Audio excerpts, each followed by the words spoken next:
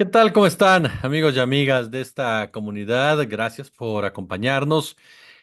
Creamos este video para hablar sobre este tema de Donald Trump. Así que, ¿qué les parece si vamos primero con la información y después con la opinión? La información, por supuesto, lo que se ha venido dando a conocer a raíz precisamente de este lamentable suceso por donde se le vea. Sea un atentado o sea un autoatentado, como sea, es lamentable.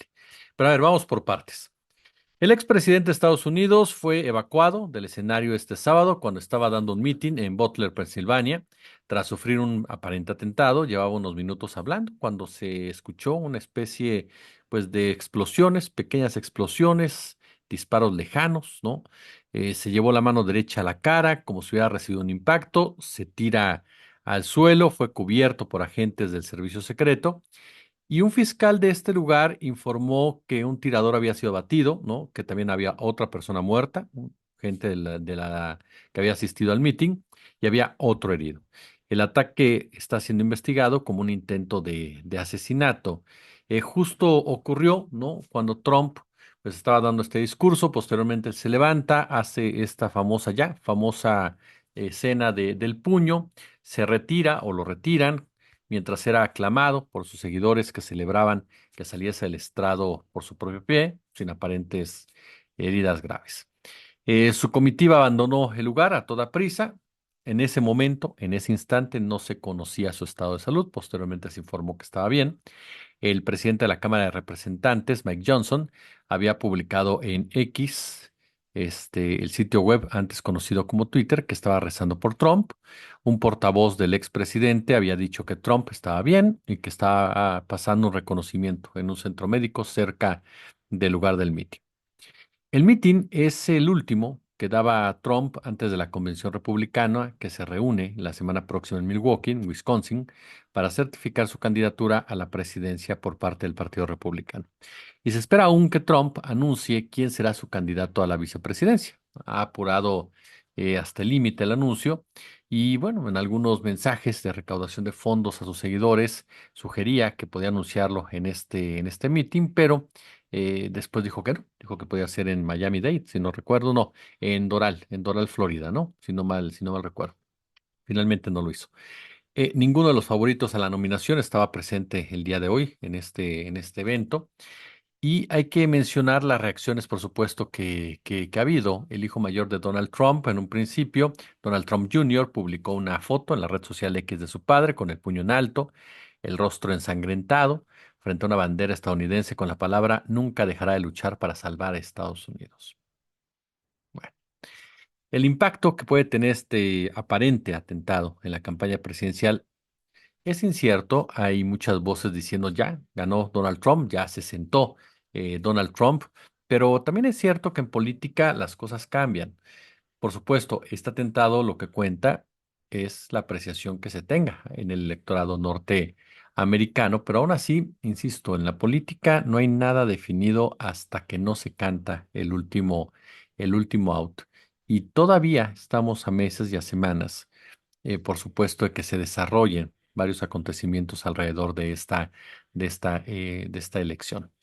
El expresidente ha considerado, ustedes lo saben bien, rehenes a los condenados por el asalto violento al Capitolio el 6 de enero del 2021, y ahora es él el que se ha convertido en víctima de una presunta violencia política. Es una figura divisiva que ha contribuido como pocos a la polarización de la política norteamericana y es un personaje capaz absolutamente de todo. Los demócratas obviamente salieron en bloque a condenar lo ocurrido. Estoy horrorizado por lo ocurrido en el mitin de Trump en Pensilvania, aliviado de que el expresidente esté a salvo. La violencia política no tiene cabida en nuestro país, fue lo que dijo Chuck Schumer, líder de los demócratas en el Senado. El representante Hakeem Jeffries de Nueva York, líder en la Cámara de Representantes, señaló: mis pensamientos y oraciones están con el expresidente Trump. Estoy agradecido por la decisiva respuesta de las fuerzas del orden.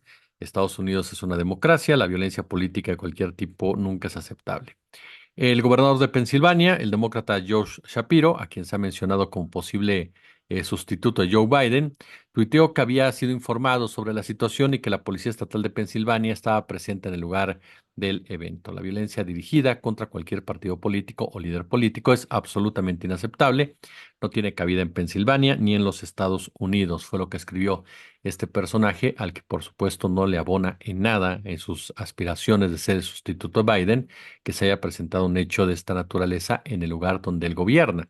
Shapiro era considerada una carta que pudiera en un momento dado competir con Trump, y ya desde ahí también me brinca un poco la reacción del hijo de Trump, ahora que haya sucedido en el estado de un posible rival de Trump en estas elecciones. Claro, si se llegara a bajar el señor Biden.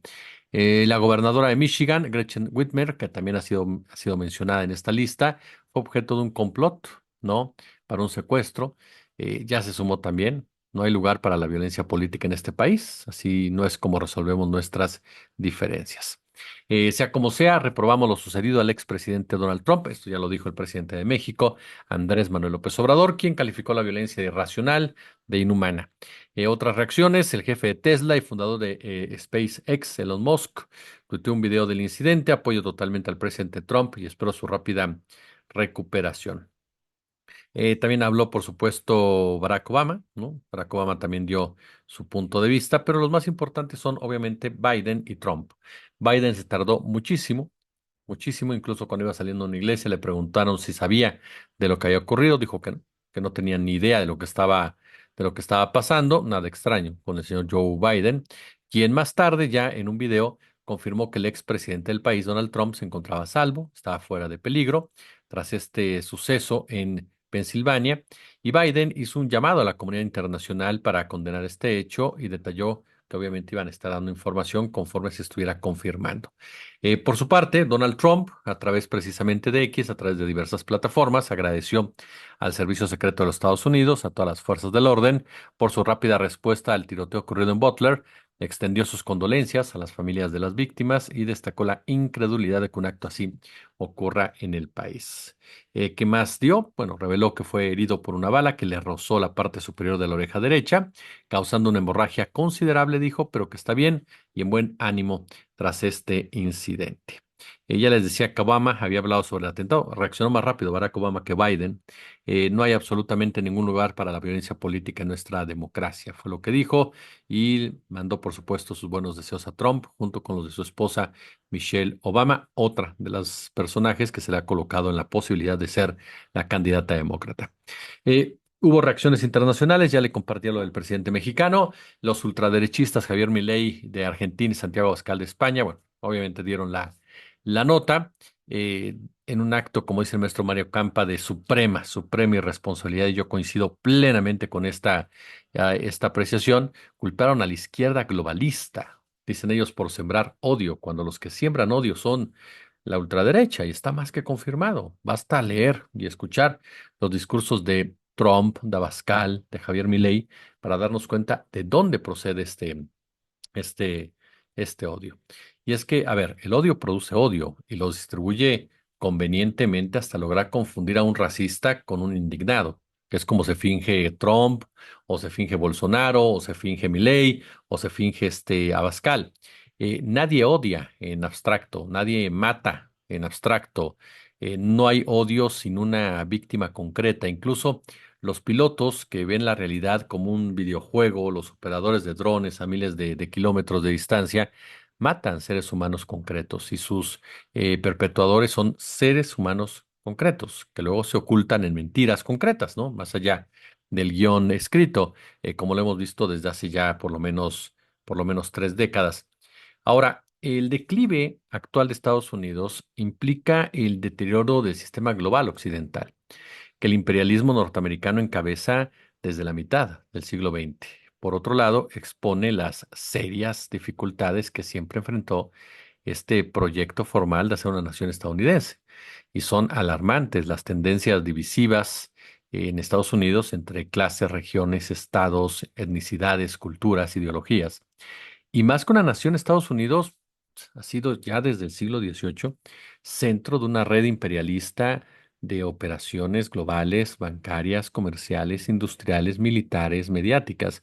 Pero desde hace años los monopolios que la rigen vienen ejerciendo una presión intolerable sobre la propia sociedad norteamericana con deudas, impuestos, alto costo de vida, guerras continuas. Es decir, el Estado-nación norteamericano fue pretexto para que compañías privadas crecieran con la venta y el trabajo de africanos, de afroamericanos esclavizados y el trabajo servil de indígenas, de europeos, el robo de tierras a comunidades aborígenes, a México, la conversión en mercancía del vasto espacio, la explotación de la abundante fuerza de trabajo disponible. Y como en ningún otro sitio del mundo, el poder bancario, corporativo, industrial, científico, técnico se ha fundado en el colonialismo comercial e intelectual y la intimidación militar. Una gran abundancia emana de este sitial privilegiado en el mundo de inversiones, sobre todo financieras, de otros países en su economía. Es el mercado más atractivo del planeta. Su propio crédito, ¿no? El pago de deuda de otros países a sus bancos, a sus conglomerados transnacionales, que la misma banca de Estados Unidos preside. En fin, es un imperialismo financiero. ¿Por qué le doy este contexto? Para entender que en Estados Unidos manda una plutocracia.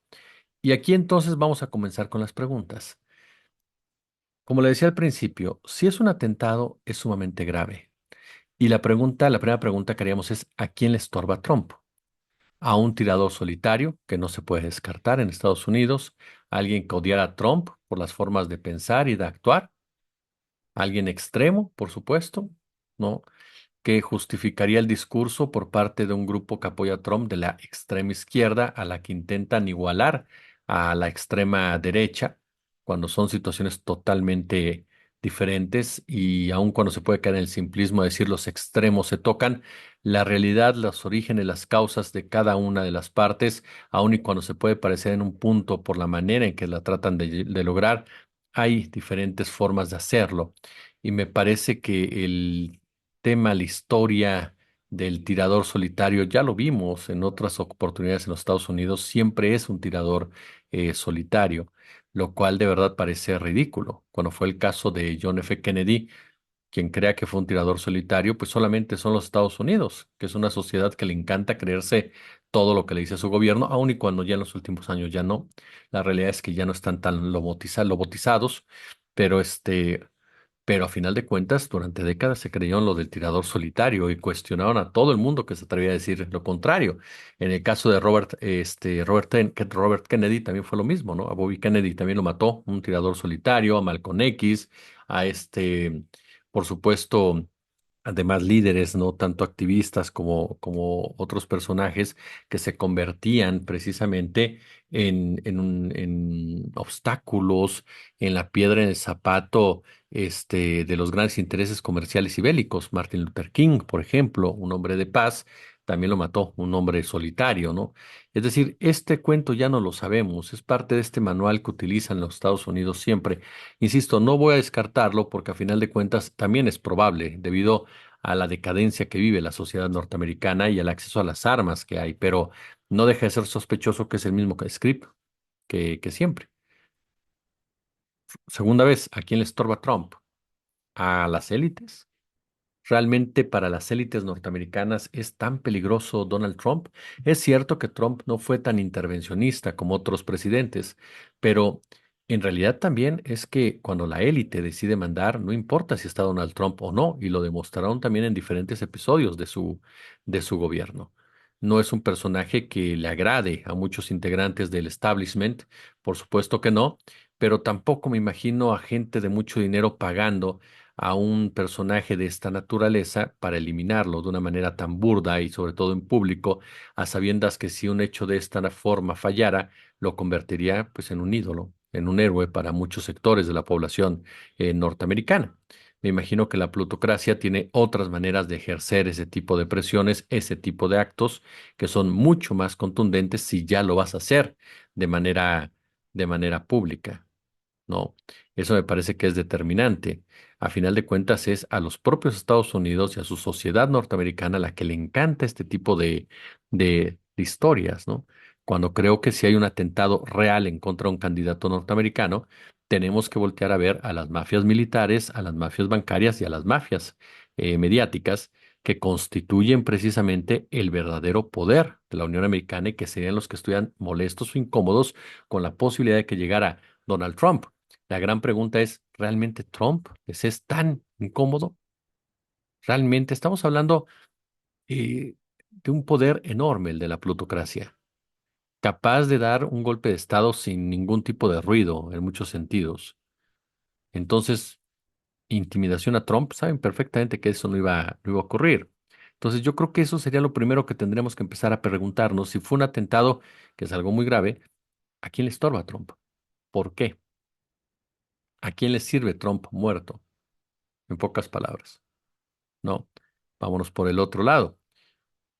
Hay también tufo de un montaje. Hay mucha gente que me ha dicho, sobre todo he leído en X, no digan eso, no sean irresponsables. Yo no creo que es irresponsabilidad. Creo que se vale cuestionar, porque es un cuestionamiento, no estamos dándolo como un hecho. También es posible que en Estados Unidos haya montajes.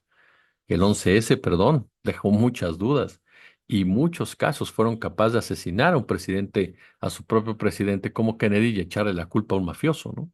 A final de cuentas, perdón, a un asesino solitario al cual después ultimó un mafioso, ¿no?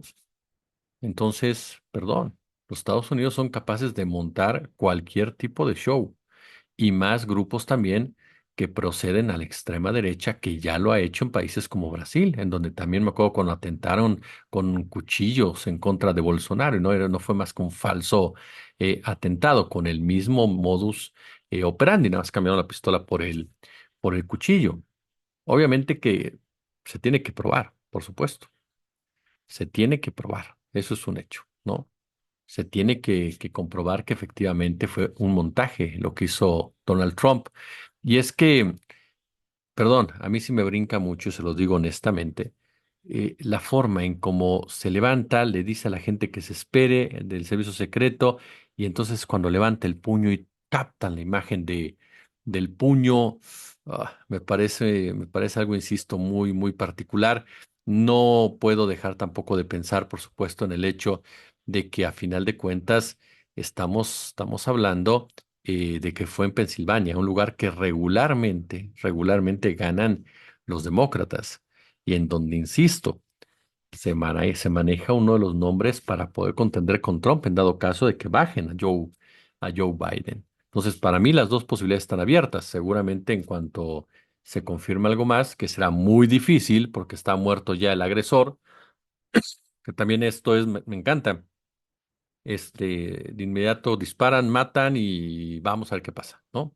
Y después dicen, no, grabó un video, era un asesino solitario. Insisto, no digo que no pueda ocurrir, perdón por la repetición, porque en Estados Unidos hay muchos asesinos solitarios, esa es la verdad, pero me parece que cuando hacen política ya son muchos, ¿no? Ya son más de los normales, digámoslo así.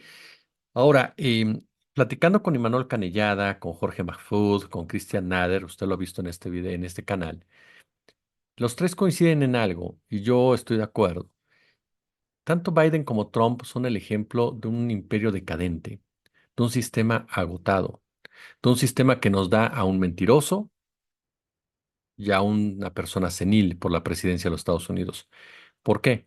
Porque ninguno de los dos manda. Porque a final de cuentas, quien se siente en la Casa Blanca tiene que responder a una gama de intereses que hoy ya en este momento lo supera de manera abrumadora. Yo le pregunto, ¿es realmente, por ejemplo, Biden quien toma las decisiones de gobierno más importantes de su mandato o son los personajes que lo asesoran y aconsejan? Estamos hablando de un hombre que se desvía, se pierde, se equivoca, voltea para otro lado.